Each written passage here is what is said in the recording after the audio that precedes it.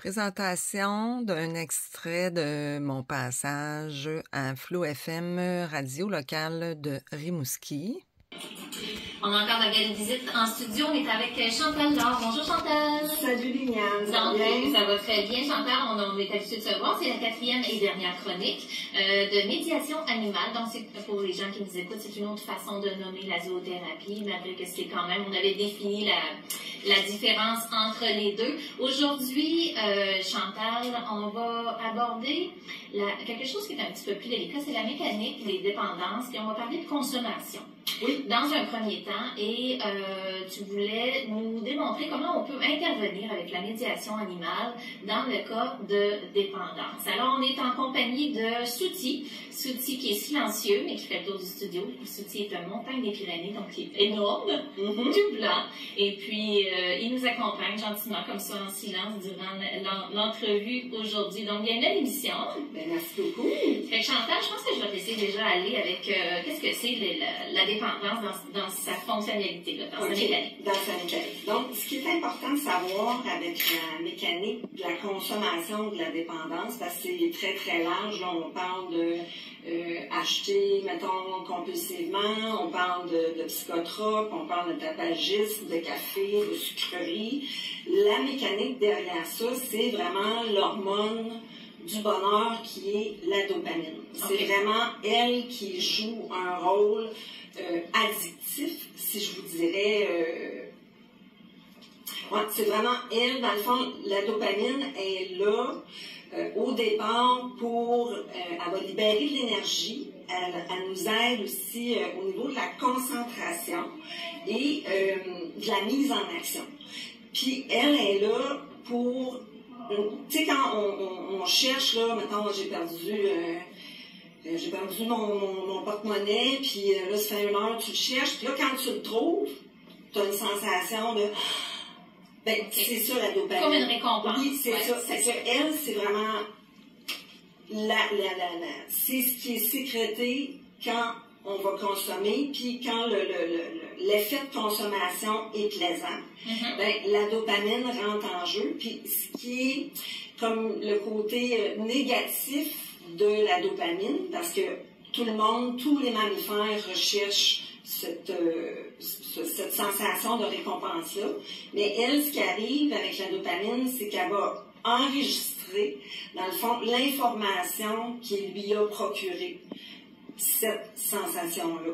Donc, si je vous donne un exemple, on ne se sent pas dans la gang quand on est jeune, puis là, les jeunes, moi je vais vous donner un exemple, là, au niveau du cannabis, ils vont se passer le joint, toi tu te sens comme pas tant dans le clic, fait que là tu te dis, ben, on va faire comme les autres, tu fumes ton premier joint ce soir-là, puis tu tripes super bien, puis dans le fond, ben là tu t'es senti comme plus dedans, fait que lui, ta dopamine à toi va enregistrer cette sensation-là et va chercher à la retrouver. Donc le cerveau va faire un plus égal. C'est ça. Fait que c'est vraiment la mécanique qui est derrière la consommation, c'est vraiment la dopamine. OK. Ouais. À partir de là, on interagit dans le cas où la consommation ou la dépendance devient un problème.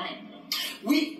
Ce qui arrive, c'est ça. Il y a différents types de consommateurs, mais c'est toujours en recherche. Ce qui arrive, c'est ça, c'est que la recherche du bonheur, tous les mammifères, dont l'humain en fait partie, on en a besoin.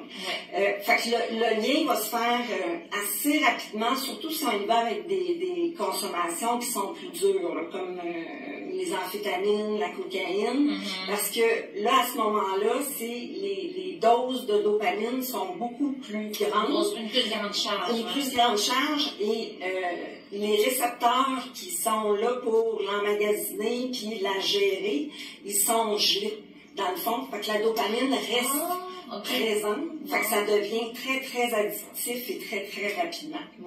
Fait que c'est ça c'est ça. Puis il y a aussi, dans le fond, le contexte de la consommation qui joue un rôle, le contexte de la personne, puis le produit. Fait qu'il y a des produits qui sont plus doux, si je pourrais dire, mais il y a des produits qui sont très, très addictifs. OK. Alors, comment on intervient avec un animal dans ce cas-là? Dans ce cas-là, si on y va, comme je vous disais là, tantôt, on va y aller avec notre jeune qui se sent pas tant dans le game. Fait qu'on peut parler à ce moment-là d'un isolement social. Tu sais, lui pour... Bon. Fait avec la médiation animale, ce qu'on va faire, c'est qu'on va essayer de reconstruire des circuits de dopamine, mais qui sont plus sains et qui se produisent de façon naturelle. Parce que quand on a une addiction, ce qui arrive, c'est que la dopamine, de façon naturelle, ne se fait plus. Et à ce moment-là, on a un consommateur qui est obligé de consommer plusieurs fois par jour. Toujours de façon artificielle. C'est ça. Fait que pour recréer des circuits naturels, on va travailler la médiation animale, avec la médiation animale. Fait que si on y va, il y a aussi l'oxytocine qui rentre en ligne de compte, qui est, dans le fond, l'hormone qui est sécrétée quand on construit des liens. Parce que les liens de confiance entre humains sont importants. Fait que là, on a de l'oxytocine qui est présente.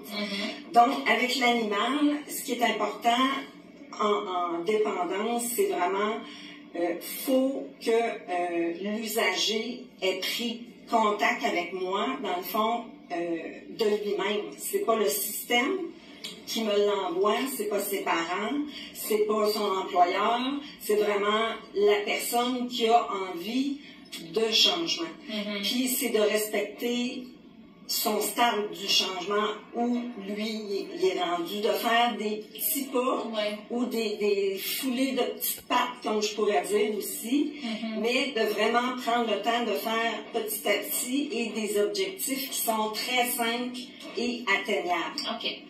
Donc, peux-tu me donner un exemple avec OK. Fait que si on y va pour une création de liens qui, au lieu de prendre une consommation avant de sortir, avec la médiation animale, ce qu'on peut faire, on va délimiter un territoire, mettons avec une grande sangle, puis l'usager peut s'asseoir à l'intérieur du cercle et l'animal est libre autour. Fait que l'usager, ce qu'il doit faire, c'est d'amener l'animal à lui, mais sans artifice, sans bonbons, sans jouets. Fait que c'est vraiment l'animal qu'il faut qu'il se déplace. Fait que si notre usager est anxieux, premièrement, parce que c'est sa première rencontre avec nous, comme je vous disais par les autres émissions, l'animal est très, très miroir de ce qu'on vit émotionnellement. Fait que ça se peut qu'au début de la rencontre, notre animal ne veuille pas aller à la rencontre de l'usager. Fait que là, à ce moment-là, c'est à moi, justement, c'est mon rôle d'expliquer à l'usager ce qui se passe, puis de peut-être faire un exercice de respiration qui va amener l'usager à se détendre. Puis, d'ici la fin de la rencontre, c'est sûr qu'il va y avoir un contact. Mais ce contact-là est sans artifice et il est vrai. Puis là, on a le début d'un lien de quelque chose.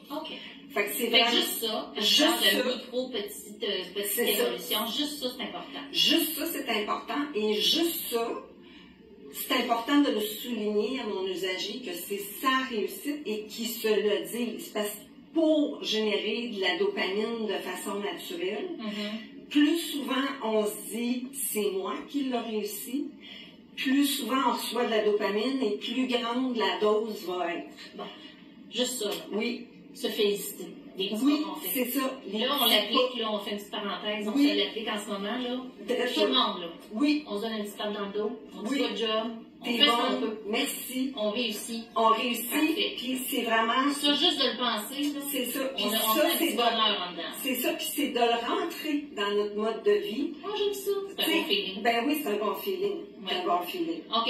Donc, il est à ce niveau-là. C'est ça. Donc, graduellement, entre l'animal et le patient, c'est ça. Il va y avoir cette réussite-là de petits pas Exactement. d'apprivoisement, C'est ça. de lien de confiance. De lien de confiance. Et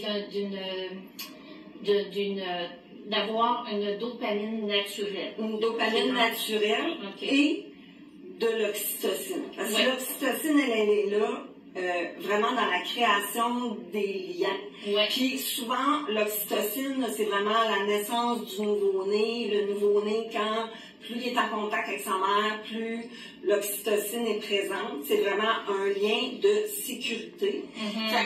Si on a de l'oxytocine et de la dopamine ensemble, c'est gagnant. C'est gagnant et on peut mettre, un coup que le lien a été créé, mettre en place un plan d'intervention de petits pas, de petits objectifs qui, on va se revoir une fois, 2 fois semaine. On s'arrange pour que nos objectifs soient atteints dans notre séjour, puis que faut toujours que ça soit gratifiant. Oui, alors il ne faut pas en mettre trop sur les épaules pour ne pas avoir à gérer une déception. Exactement. Oui, parfait. Chantal, c'est encore déjà le temps de se quitter. On fait encore des super rencontres. Je te remercie tellement d'être avec nous. Ça me fait plaisir. Là, c'est notre dernière rencontre. Je te laisse peut-être la chance de laisser tes coordonnées si les gens veulent en savoir plus. Oui, absolument. Donc, si vous voulez me rejoindre, vous pouvez m'appeler au 418-509-3800. Madame Chantal Laure, qui est dans le fond Amie Maux du cœur, AMIMAUX du cœur, en commercial gmail.com ou médiationanimale.ca. Parfait. Un gros merci. Et puis, bonne suite. Peut-être qu'on se reparlera un petit peu plus tard. C'était vraiment 4 semaines super intéressantes. On a appris beaucoup à un niveau insoupçonné, je dirais. Parce qu'il y a des petites perles à travers tout ce qu'on dit. Et puis, je trouve ça nous fait avancer. Ça fait que merci beaucoup de ta contribution. Et puis, j'espère que pour les gens qui nous écoutent, c'est un beau petit bonheur aussi. Alors, on continue aujourd'hui de se féliciter. Nos petites réussites, nos grandes, peu importe. Faut être fiers de nous. Et juste ça, ça nous fait du bien. Merci, Chantal. Merci, bye bye.